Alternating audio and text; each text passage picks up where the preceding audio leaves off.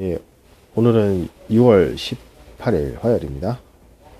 예, 저번에까지 얘기한 것이 그 이제 남대문 시장과 종로 그리고 해외 시장을 두루다니면서 이제 유통을 하기 시작했다는 점. 이게 이제 어떤 전환점이 되는 것으로 제가 말씀을 드렸습니다. 예. 그래서 지금부터는 어떤 시간의 흐름대로 얘기하는 것보다는 제가 어떤 이슈별 혹은 중요한 포인트 워딩을 해서 그걸 위주로 해서 이렇게 설명을 하도록 그렇게 하는 것이 좋을 것 같다는 생각입니다. 그래서 남대문 쪽에 수입품을 진주를 많이 수입해서 많이 공급을 하고요. 그리고 종로 쪽도 이제 어떻게 돌아가는지 많이 이렇게 보고 또 그 와중에도 이제 중국의 원산지 또 담수진주 양식하는 곳 수저우 또 남쪽에 베이하이 또 하이난 뭐 여러 군데 이렇게 가보기도 합니다. 예. 그때 당시에 이제 제가 이 진주에 대한 양식이 참 이게 생각보다 이게 광범위하게 양식을 하는구나 하는 것을 제가 좀 본 겁니다. 그래서 미키모토가 양식에 성공을 한 그 대부라고 하는데 그 아코야를 위주로 하시고 그리고 이제 현대에는 뭐 인도네시아, 필리핀 그리고 호주 또 흑진주는 타이티 섬 쪽에서 이렇게 양산하는 시대가 이제 오고 있는 것 같습니다. 그렇게 해서 양식 진주의 어떤 종류별 다양한 그런 시장이 형성되는 것을 보고 느끼고 또 한국도 거기에 따라서 진주를 수입하거나 이제 도매 총판을 하는 곳이 많이 이렇게 생겨졌습니다. 그래서 이번 시간에 주로 다룰 제가 그 메인 이슈는 뭐냐면 여러분도 잘 알고 계시고 혹은 이렇게 들어보신 적이 있는 그 핵진주라는 그런 것입니다. 예, 핵진주. 또 우리나라 그 어순이 이게 그래서 그렇죠. 이게 핵진주는 진주라는 개념으로 오는 그런 경우가 많습니다. 제가 회사를 떠나기 바로 전후 사정에서 가장 이슈가 되었고 저한테 어떤 모멘텀이 되었던 상품이 그 핵진주였습니다. 그 회사 동방이석에서 처음 그것을 수입해보고 또 이것을 남대문 시장까지 또 진출해보고 하면서 진주에 대한 개념, 새로운 개념을 제가 이렇게 공부를 하게 됐죠.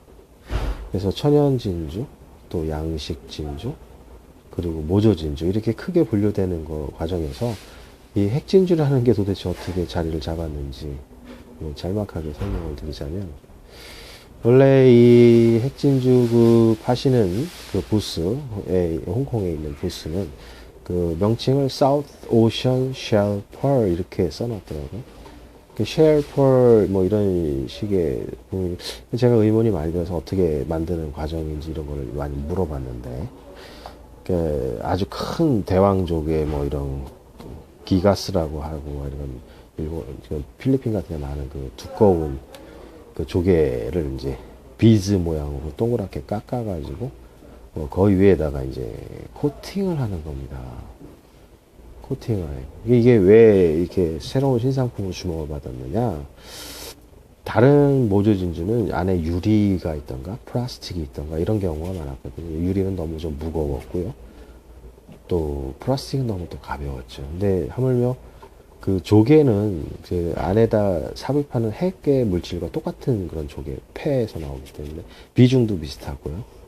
예, 그랬던. 그리고 이제 깎아놓으면 그 조개이기 때문에 그 안에 홀, 숨구멍 같은 그런 그 작은 핏, 그 흠들이 비슷하게 있는 거죠. 그리고 거기다 코팅을 하더라도 그것이 겉으로 돌출되거나 이제 파헤친 부분이 코팅 위에도 나타나니까 진짜 진주와 상당히 흡사하게 이렇게 나타났습니다. 그래서 그것을 가지고 저희가 종로에 와서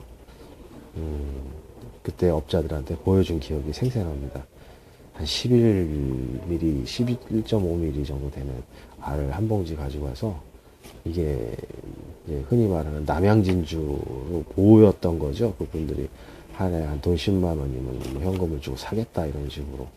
10만 원이 아니고 그래도 상당한 금액을 불렀던 것 같습니다. 그래서 물론 팔지 않아서 제가 기억을 잘 못하겠지만 이게 뭐 모조진주인데 이거를 그분들하고 설명하는 와중에 이런 과정에 조개를 깎아서 코팅을 이렇게 해서 만든 것이다. 그래서 뒤에 꼭을 보면 안에 핵이 또 보여요. 이 반구멍짜리 뚫은 부분이 오픈되어 있기 때문에 그때까지는 구멍을 뚫어서 파는 경우는 없었죠. 근데 구멍이 뚫어져 있는데 그 안에 핵과 같은 것이 들어있으니까 이분들이 이거 핵이네, 이게 핵진주라고 해야 돼, 핵진주 이렇게 얘기가 처음 발상이 된 겁니다.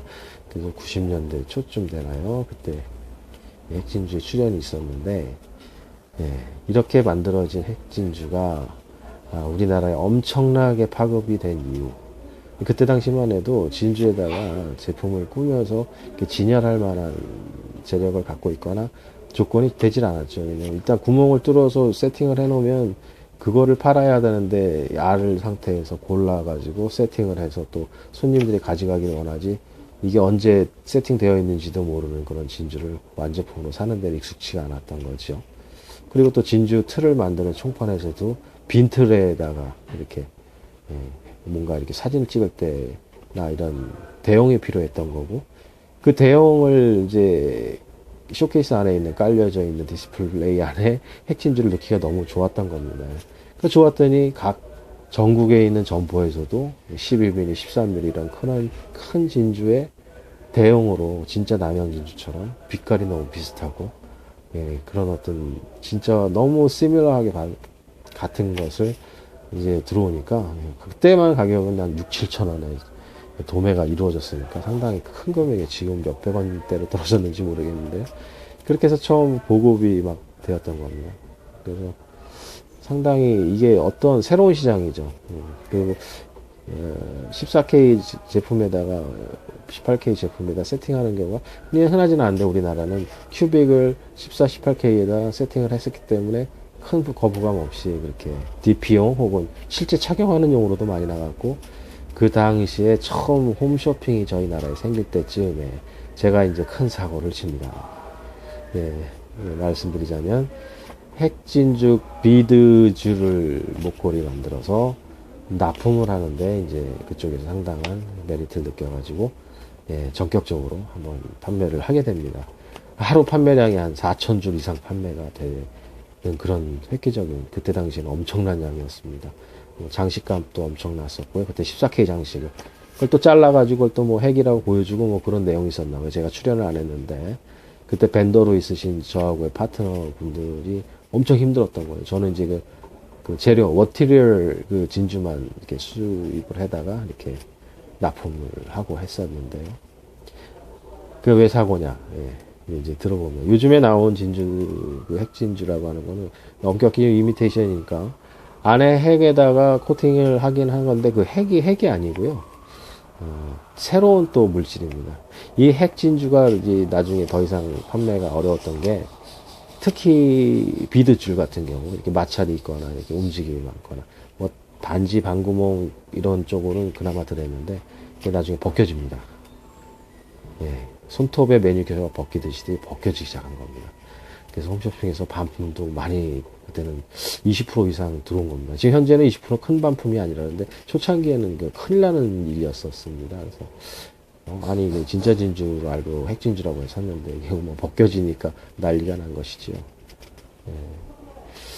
그게 왜 그러냐면은 그 비행기도 오고 큰 기압 차이도 있고 여러 가지 습도 차이도 있고 한 과정에서 안에 있는 그 진주 모패 성질이 유기물이다 보니까 겉에 있던 코팅 화학물질로 이루어진 것과 이격 현상이, 이게 떨어지는 현상이 일어난 겁니다. 그러니까 이제 나중에는 제가 겁을 먹고 완전히 그쪽에서 아이템에서 손을 뗍니다. 근데 이제 그쪽에서 그 이후에 어떻게 되냐면 진주나 이런 걸 뭐 강하게 갈아가지고 압력으로 이렇게 해서 화학물질과 함께 이렇게 공을 다시 만들었던 모양이에요. 그러다 보니까 코팅 물질과 뭐 이렇게 많이 다르지 않은 물질과 코팅이 돼서 딱딱하게 잘 떨어지지 않게끔 보완을 해서 지금 현 시대에 쓰고 있는 그런 모조진주의 대표. 지금 뭐 핵진주라고 하면은 틀린 말이겠지만 유래가 그래서 그 핵진주로 나오는 것이 그런 식으로 나와서 지금 쓰이고 있고 가격도 뭐 그때 당시에 10분의 1 정도로 더 떨어져서 거래가 되고 있는 것입니다. 그래서 그게 지금 와서 보면 말도 제가 만드는데 기여를 했던 것 같고요. 또 종로 총판에 아마 제가 제일 먼저 그것을 이렇게 좀 수입해서 이렇게 진입을 시켜봤고, 그래서 지금 보면은 상당히 낯선 물건이 아닌데, 그때는 이게 이제 모조진주는 분명한 건데 사람들이 핵진주라는 이름으로 이제 동참을 해서 이것이 홈쇼핑 같은 데서 핵진주로 팔렸다는 거예요. 가운데 잘라서 내가 핵인 걸 보여주고 뭐 이런 해프닝까지 있었다는 게, 어떤 기본적인 카테고리나 맥락이나 진주에 대한 개념 정의 뭐 이런 부분들이 확실치 않았던 시대니까 그랬었고, 그래서 이제 추후에 그런 것이 다 조정이 됩니다. 그 핵진주는 모조진주이다, 엄격하게. 그 모조진주라는 것은 어떻게 앞서 그 방송에도 말씀드렸지만, 그 모패 안에서 들어가서 길러져서 그 진주층이나 이제 이런 것이 그 증거가 나와야 그것을 천연이든 양식이든 진주층이 있지 않습니까? 그걸 진짜 진주라고 이제 저희가 인식을 하는 거고, 모조진주는 뭐 핵이 들어갔든 뭐 했든 간에 그 조개 안에서 길러진 그 어떤 증거가 없지 않습니까? 그 부분을 인위적으로 코팅을 해서 그 진주의 최외층을 가공을 했다는 거, 이것은 모조진주와 좀 특별히 구별되는 그런 팩터예요. 이건 아주 여러분도 잘 알고 계시면 되고, 그래서 어디 가서 이제 진짜 진주다 그러면 양식 진주를 얘기를 하는 것이고, 현대에는 천연 진주 그다지 많지 않습니다. 거의 뭐 박물관이나 이게 소장품들 중에 있고, 거의 유통하는 건 양식 진주, 그것을 진짜 진주라고 인식하고 있고, 후에 이제 모조 진주가 있고, 모조 진주 종류가 참 많습니다. 요즘 가게에 많이 싸진 그 전에 핵 진주라고 하던, 안에 조개 그 성질이 많이 있어서 그 부피 비중이 비슷한 거를 많이 쓴다는 걸 이렇게 알고 계시면 정리가 되는 것입니다. 예. 그래서 다음 시간에는 또 제가 영업을 하면서 또 상당히 기억이 많이 남는 그런 일들로 이렇게 또 연결을 해보겠습니다. 많은 생각을 해보고 되짚어 보니까 얘기할 거리가 상당히 많이 있더군요. 진주 감정사 되기까지 이제 서로 관련 있는 그런 업무들이 이렇게 연결해서 제가 이미지가 업이 되고 있는데, 그것을 한두 가지씩 시간이 허락하는 한 한번 이렇게 설명을 해보도록 하겠습니다. 오늘은 여기까지 하겠습니다.